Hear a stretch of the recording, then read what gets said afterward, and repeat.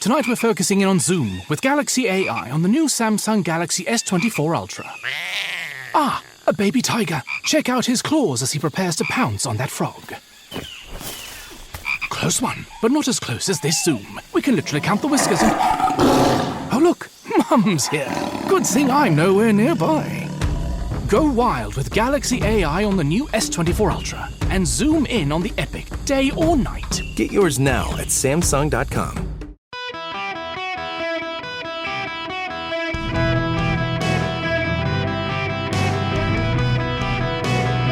Welcome to the Eric Erickson Show podcast, Hour 1. Hello, America. Welcome. It is Eric Erickson across the nation. The phone number, 877-973-7425. Should you wish to be on the program, it is Friday. We are going to be a little looser on the phone calls than we might otherwise normally be.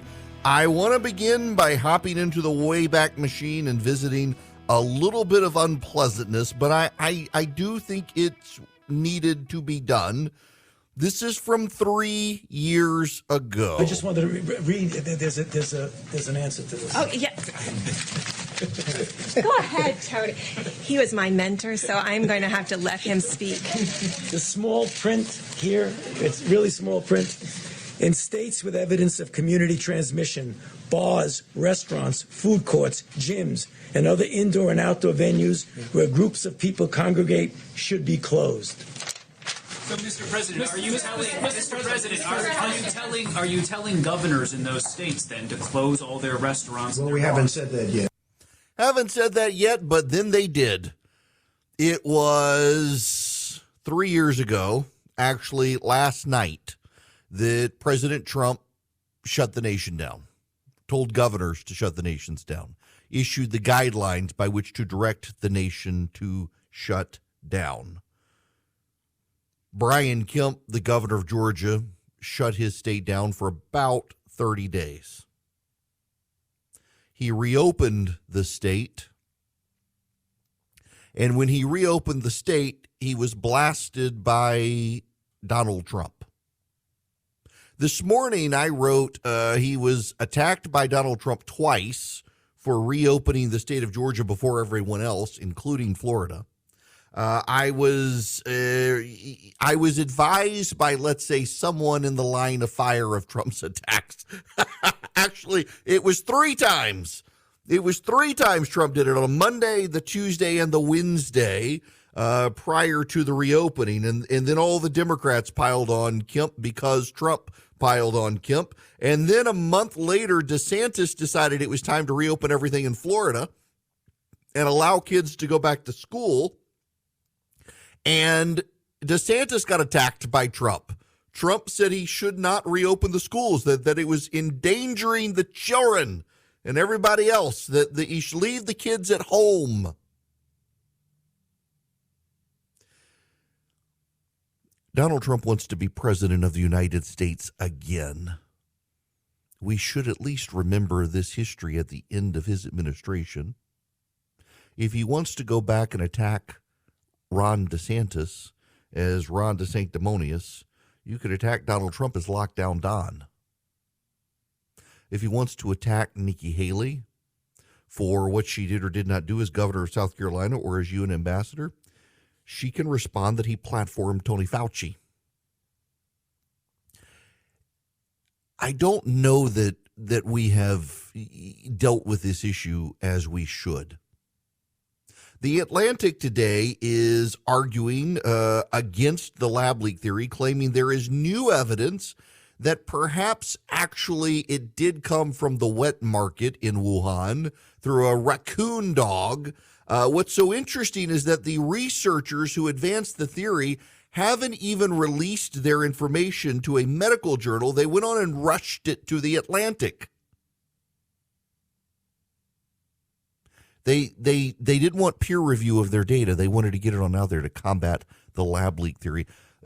They sure are insistent on being right. And this goes to the larger problem. This has been my problem all along with the entire situation. And I was one of the people at the very beginning was telling my listeners that, you do need to take what's going on with this situation seriously. When COVID, word of it began spreading in late December, early January of 2020, late December 2019, early January 2020, I was on my radio show. Then it was just statewide in Georgia and on WSB radio in Atlanta in the evenings, telling people this probably is something we need to take seriously. You probably do want to start slowly buying goods if something happens in the country, if this gets out of hand. You want to have food, you want to have I did say toilet paper offhandedly, joking, and didn't actually think that we would have a toilet paper shortage in the country, which we did, but kept talking about it. And when they kept updating their guidance, I took them seriously. These, after all, were the experts. And I do think in some cases, for example, masking and things, that they meant well and probably got it right and the virus mutated. But more importantly, on the mask issue, regardless of what you believe on the mask issue, it became pretty obvious within a few months in that people weren't wearing them where they were most likely to get masks, and there was no way to enforce that. Whether you believe or not that the masks actually stopped the virus if everyone wore them, the reality was people were getting COVID, not in mass settings, but in their home, when they had people come by, when they were with their family, when they were in small settings.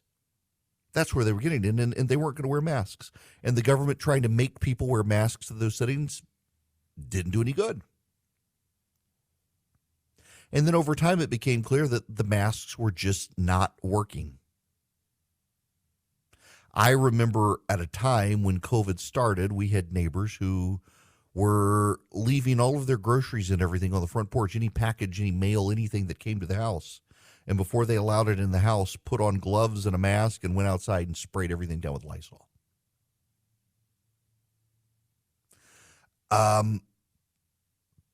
People tended to believe the government.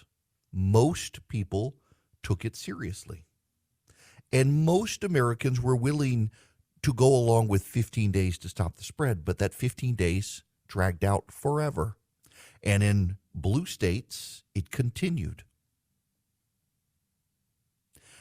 I look at people like Ron DeSantis and Brian Kemp in Florida and in Georgia, and what they finally settled on was that they can't just put the public health people in charge. That, yes, you have to be mindful of people's public health, but you also must be mindful of these people's businesses and their mental health and their children's education, that you can't just run society based on one thing. And they got blasted by people in Washington, including Donald Trump, for reopening their states because they understood the effect it would have on a human being's psyche, on their soul, on their well-being, if you kept them locked up in their house so that they couldn't get a virus, but then they lost everything around them. They lost their homes. They lost their businesses. They lost their livelihood. They lost their meaning in life. And some people did. Rates of suicide spiked, rates of despair spiked, rates of depression and anxiety spiked. All these things spiked. Real problems beyond the virus. There's never really been an accounting of this. I know some people, I know there's a book out now wanting Nuremberg-esque trials for these people. I don't. I do think a lot of these people meant well. I think over time, someone like Tony Fauci liked being on the stage. He liked being in charge. He liked these. The end of his career, he got to be the boss. I do think most of the public health experts, the CDC, the FDA, National Institutes of Health, the federal government, the state governments, the state public health departments, they really intended to want to save people's lives. The problem is that it was so much more complex than what they wanted it to be, and many of them struggled for answers and decided to experiment. Deborah Birx largely conceding lockdowns were more of an experiment than anything. And they never had the humility to acknowledge they might have gotten things wrong. They might have gotten things wrong. They might have overplayed their hand. They might have made mistakes. In fact, oftentimes what we saw is they changed their guidance and they refused to explain what changed. Take Jerome Armstrong, the Surgeon General. This was Trump's Surgeon General, who still wants everybody out there to get a vaccine and a booster and a booster and a booster and a booster and a booster and another booster and get your kids boosted. Wear your mask. He came on my show. I said, why'd you change? He admitted, essentially, they lied. They told people don't wear masks because they were worried people would go buy all the masks and first responders couldn't get them. And then once first responders had them, they wanted you to be in a mask. And in the beginning, there was a lot of data that the masking would work. The virus was on water droplets that masks could block, but the virus, whether it mutated or whether it didn't actually work, whether the data was wrong, or whether it was just people didn't keep wearing their masks, it didn't work out that way. I have seen multiple people on multiple days just this week in their cars by themselves wearing those little surgical masks you can get at the drugstore. Not N95 masks. We know those little drugstore surgical masks, they're not doing you a bit of good. We allowed people to embrace their mental health struggles, made manifest in their fear of getting the virus. I was in a restaurant the other night. It's essentially a wood panel dive bar I've been going to for a long time with my family. Great burgers. A couple came in with their child. They were all wearing their N95 masks. They were the only people in this place wearing their masks. They sat at a booth, surrounded by other people. The waiter came to take their order. They kept their N95 masks on when they ordered. Only when their drinks came did they take their masks off. Once they took their masks off, they didn't put their masks back on. The husband had broken his leg or knee or something. He had one of those little scooters, and it was kind of blocking things, and the wait staff came by and asked them if they would move it. The wife got up and moved her husband's scooter across the restaurant, never put her mask back on to walk across the restaurant, walk through the crowd. Made no sense to me. A lot of it seems to be virtue signal.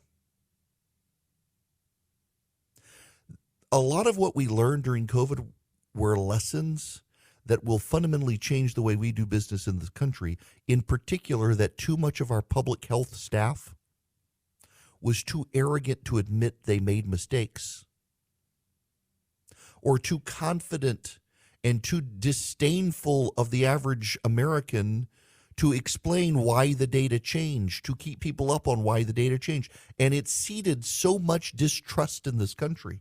The fallout in education is still playing out. The regressive nature of keeping kids at home and out of school, it's still playing out.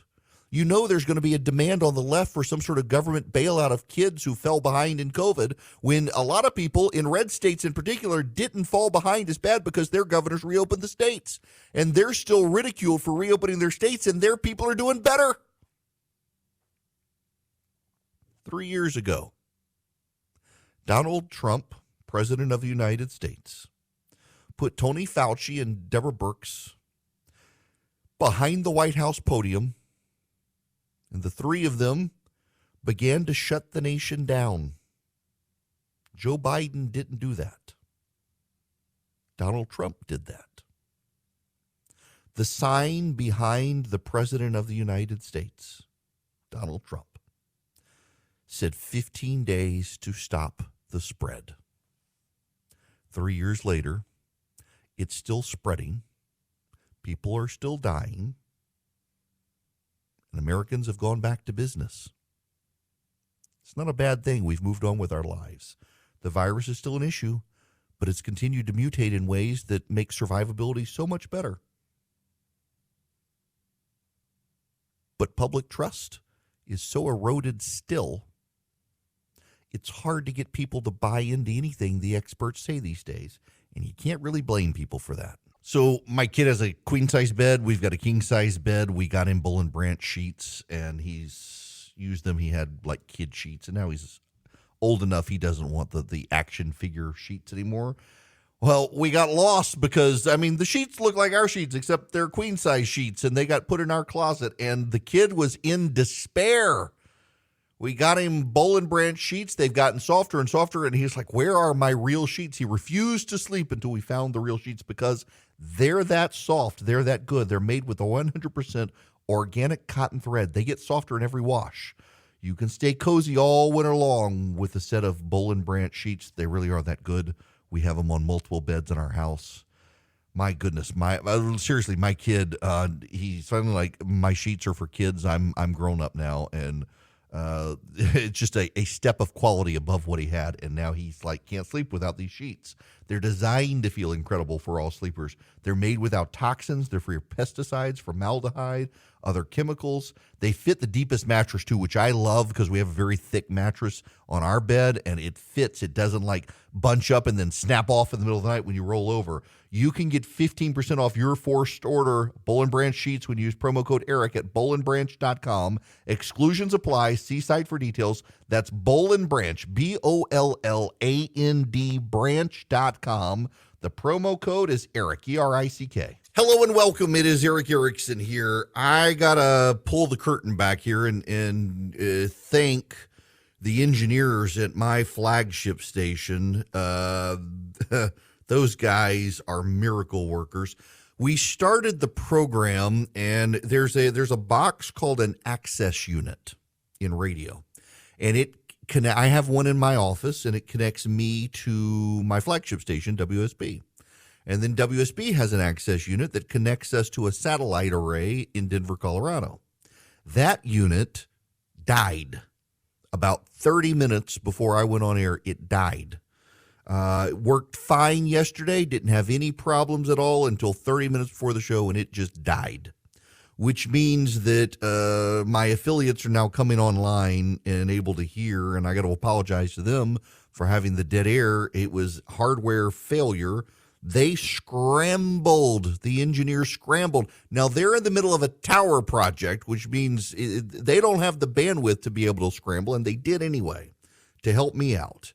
And we're able to get a new access unit installed, up, running, and connected.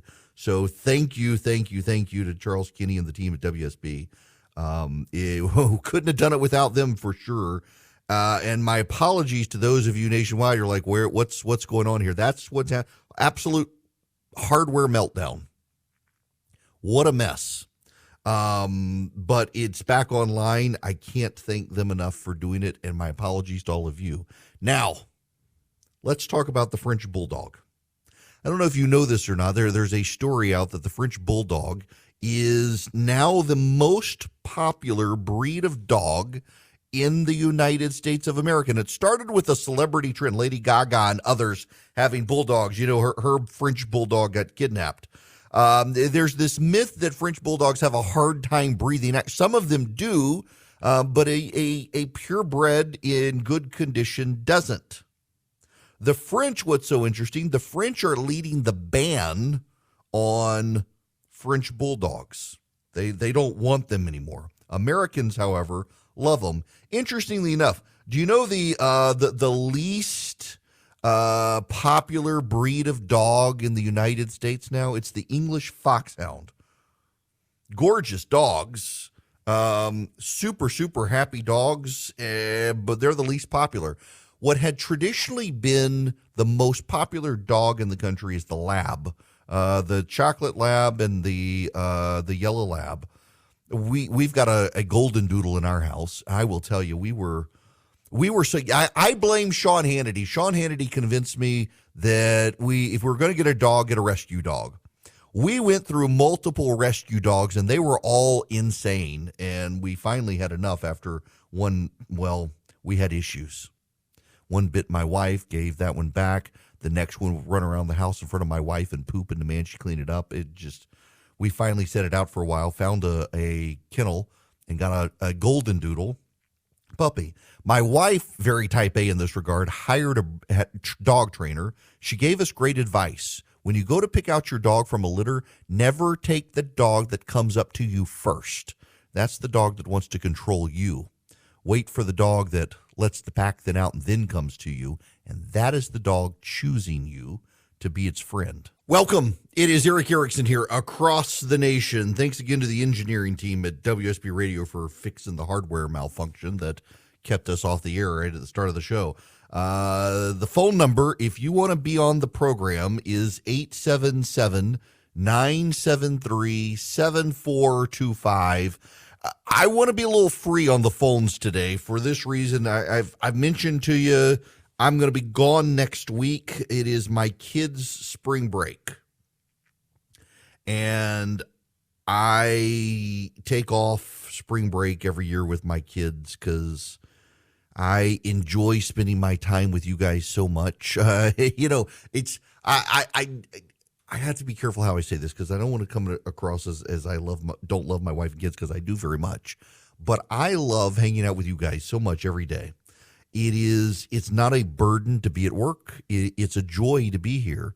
And I don't like being gone. I don't like taking days off. And I have taken a number of days off this year, and it's all been work related. I've had to speak to groups of people during the day. I've had to either take my wife to her oncology appointment or my kids to doctors. When my wife was sick, I haven't really had a lot of downtime for myself other than the weekends. And I so enjoy being on radio and hanging out with you guys and taking your calls and interacting with you guys. I went out with a listener last night.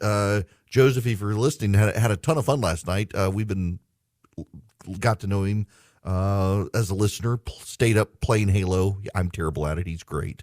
I just enjoy hanging out with you guys. So that being said, I am going to be gone next week. Now, I want to talk about this story out of San Francisco.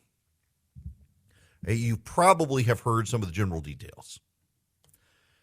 San Francisco, California is considering a reparations plan. $5 million, not total. No, $5 million to every eligible black adult. The elimination of personal debt and tax burdens, guaranteed annual incomes of at least $97,000 for 250 years, and homes in San Francisco for just $1 a family. If that sounds insane, it's because it is, and that means San Francisco is taking it seriously. This is a key paragraph here.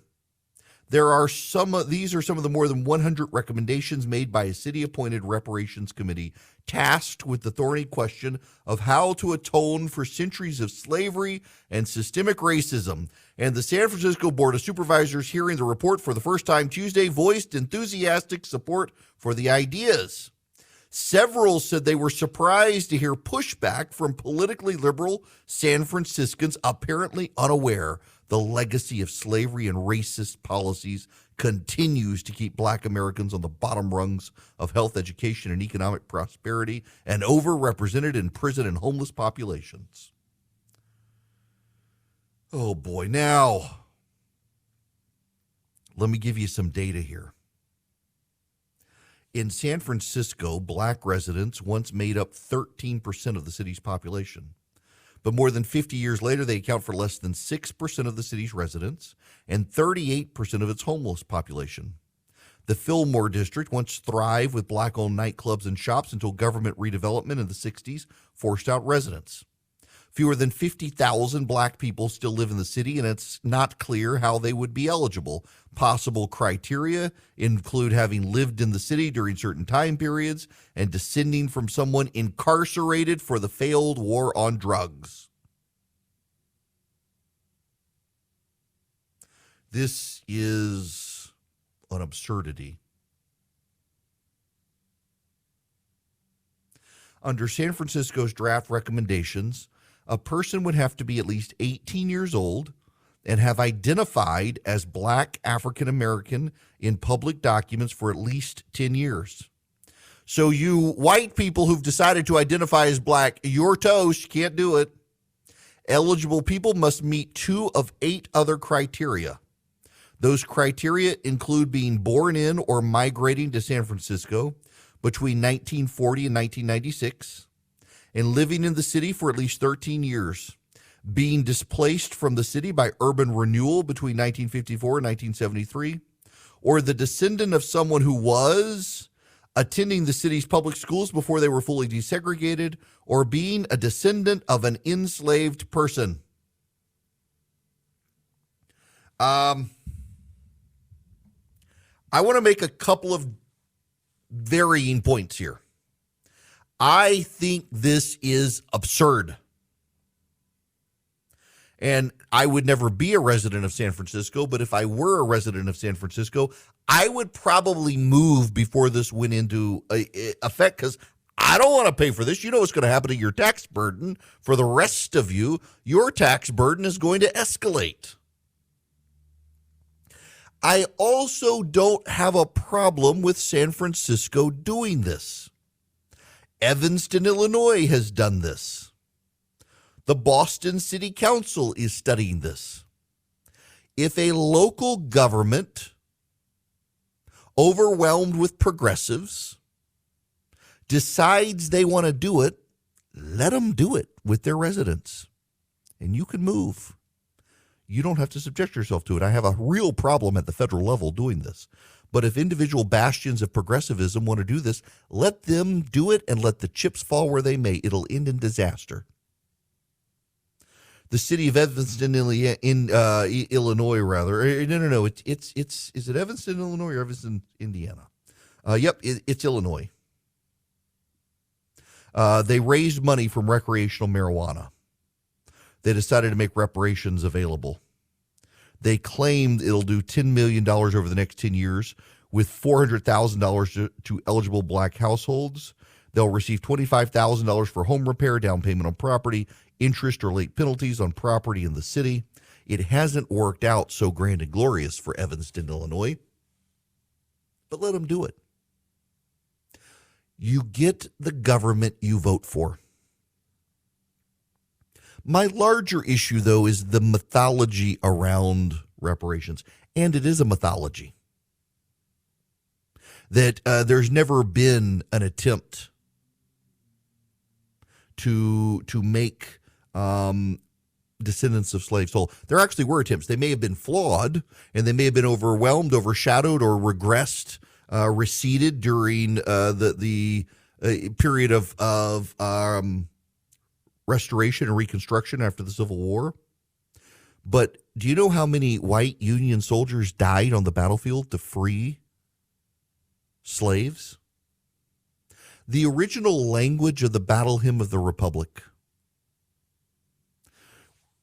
they've changed it over time. One of the original versions had a line at the end of it. In the beauty of the lilies, Christ was born across the sea, with a glory in his bosom that transfigures you and me. As he died to make men holy, let us die to make men free. They changed the line. The original was, as he died to make men holy, let us die to make men free. And it got changed over time. In some versions, as he died to make men holy, let us live to make men free.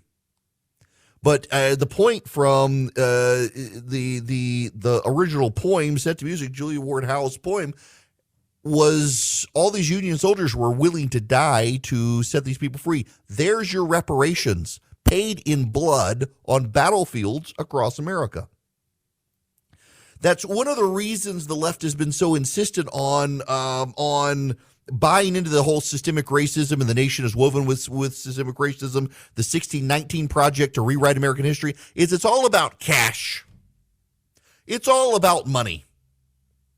They want money. They want a great deal of cash. They want to be paid out. They want money. What is interesting from my vantage point here with this is the inoperable standards of it, who gets it, the complexity. San Francisco is running into this problem. San Francisco does not actually have the money to be able to foot the bill for what they've decided to virtue signal they want. They do not have the money. They don't have the dollars. They don't have the capital. And they're having massive flight out of the city. They're having white flight, Asian flight, black flight, you name it. The city of San Francisco is collapsing under the weight of its progressivism. It's virtually impossible to open a new restaurant in the city of San Francisco now. It can take 2 to 3 years to open a restaurant in San Francisco because of the bureaucracy. And now you're going to tell those brand new businesses, guess what? We're going to saddle you with the burden of reparations. Didn't we have the Great Society? Didn't we have the Civil War? Didn't we have all those things? The people who want reparations, forget all that. Was American society unfair after the Civil War and racist? You're damn right it was. Did Southern states impose Jim Crow to try to regress the rights that black Americans had won through the 13th and the 15th Amendment? Absolutely, they did. Are we people filled with sinners? Absolutely. But have we advanced? We've had the first black president of the United States. I don't know if you're aware of that or not. We've had the first black president of the United States. We now have the first black Asian vice president of the United States. The man who represents South Carolina in the United States Senate is a black man. We've made incredible progress. Time heals all wounds. What these people want, who want the reparations movement, is they actually want racism to fester in the country. They make money off of it. These people writing their woke books on reparations and anti-racism and the like, if they just allowed time to heal all wounds, they would not be able to cash in. They are profiting off racial non-reconciliation, racial hostility in the country, racial grievance in the country. The idea that the United States is woven with systemic racism, woven into the systems of the country, woven into the government of the country. I'm sorry, if the country was systemically racist, Barack Obama would not have gotten elected president. But they don't want you to think logically about it. It's all about emotion. So San Francisco intends to advance reparations. By the way, you should know the lead proponent of reparations in San Francisco, his argument is that it's not enough, that they need to do more money, that the city should bankrupt itself because of how black people in San Francisco were treated, a union state, by the way, that did not join the Confederacy. He wants more. He says it's not enough. It's never enough when your entire livelihood depends on stirring racial grievance. It's never enough. The problem for San Francisco is they don't have the money. They're not going to have the money. And in the places this has been tried, like Evanston, Illinois, they can paint a rosy picture all they want. It hasn't worked out the way they've claimed it was going to work out. It won't work out in San Francisco either. That not only do they have not have the money, all they will do is stir up more racial animus. This is, I think, part of the issue with reparations. And then, the side thing here, let's just say they got it. Let's just say everybody got reparations. All descendants of slaves in this country got reparations. You know what would happen? All the people who had to fork over the money would just say, all done, we did it, go on. Nobody would change their hearts. Nobody would change their minds. The problems would still exist. The problems would still remain. And everyone would say, well, we gave you the money. We're done. We're done trying to find racial justice. We're done trying to find racial equality. We're done dealing with the issue. You go be you with that money. The problems would still exist. The problems would still fester. The problems would not go away. But people would rid themselves of any obligation to try to work on the problems. You cannot deny that would happen. Reparations would actually be regressive. A great company fighting the nonsense out there from the left is Patriot Mobile. You should do business with Patriot Mobile because they're a Christian conservative cell phone provider. You can take your business from your cell phone company to Patriot Mobile, take your existing cell phone number, and if you have an unlocked phone, take it as well. And Patriot Mobile will give you guaranteed great service, probably on the exact same cell phone towers that you're already using. You get 5G data voice. All you do is go to patriotmobile.com/Eric, patriotmobile.com/ERICK. Now, what sets them apart? Well, they're a Christian conservative company that puts their money where their mouth is. They have spent more than $10 million of their profits helping conservative causes, conservative candidates. They amplify your commitment to the conservative cause. By growing their profits, they're able to grow their commitment to the pro-life cause, to the Second Amendment cause, to conservative candidates around the country. And all you got to do is take your cell phone service to them. That's it. You can even take your existing cell phone number to them so nothing changes except the company you're doing business with. You can also call them 972-PATRIOT, 972-PATRIOT, or go to patriotmobile.com/Eric. If you call them 972-PATRIOT, instead of going to patriotmobile.com/Eric, you go to 972-PATRIOT, tell them I sent you. They will give you free activation with my name, and they also give you great discounts. If you're a veteran, a first responder, an NRA member, a teacher, got a lot of lines for your house, they give you great discounts. Good people to work with. patriotmobile.com/ERICK. Well, I mentioned a little bit yesterday, the movement continues to ban natural gas stoves around the country. Yeah, this is one of those patterns with the left. They announce they're going to do something. People on the right object. They say, no one said they're going to do it. Lies. Lies. No one said it. And the right keeps pointing out their own words, and they keep saying lies, and then they do it. And, well, you're a hater if you don't go along with it. If you don't go along with it, you've hated it. We see it with the transgender movement, the drag queen story. Nobody's doing drag queen story hour, and then it's good when it's exposed. Yes, they are doing it. Why don't you like it? Why aren't you doing them, you bigot? Now they're telling people if you don't want to get rid of natural gas, you are a bad person. You want to destroy the environment. In Washington State, they're going to refuse to allow the gas company to connect new houses to natural gas. Not only that, they're increasing regulation on natural gas stoves. You know what's going to actually happen here? In the Northwest, there's a large Asian community. Asian communities tend to use the wok as a major tool in the kitchen. Woks require very high heat. If you go into an Asian home, very often they will have a wok burner. Wok burners put out way more flame and heat than your standard gas stove. There are sometimes adapters for natural gas stoves. There are a lot of heat that comes off a wok. They cook very, very fast. You got to do all of your prep in advance. Everything's got to be cut up and ready to go for the wok because food comes out real quick and delicious in a wok. It is it's the cast iron skillet for Asian culture. And you can't have a wok without gas. You cannot cook with a wok without gas. The flat bottom wok is not really a wok, and it doesn't get as hot as quickly. And so in Washington State, they're actually going to cause problems for Asian families who cook with woks and open flames because they're doing this. There's a level of paternalistic racism in what they're doing.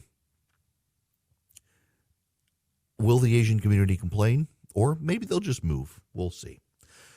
When we come back, we got to move on. The IRS is leaking data of wealthy Americans. Another major wave of leaks has happened, and the federal government is doing nothing to investigate it. They're going to undermine people's faith in the tax system. They're coming after the wealthy now, but if they're coming after the wealthy, they could come after you as well, and no one in the Biden administration seems to care. We need to talk about this. It's actually a big story. Also, it's Open Line Friday, and I'm going to be gone next week, so if you want me to answer your questions, today's the day to do it, 877-973-7425, and subscribe to the daily email, please. Text DATA to 33777.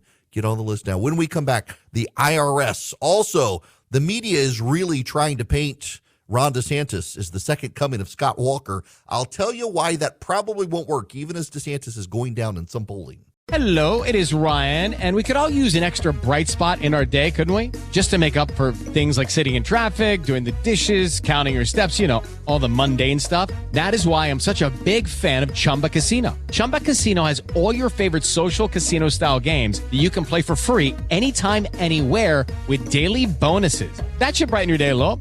Actually, a lot. So sign up now at ChumbaCasino.com. That's ChumbaCasino.com. No purchase necessary. VGW Group. Void where prohibited by law. See terms and conditions. 18+.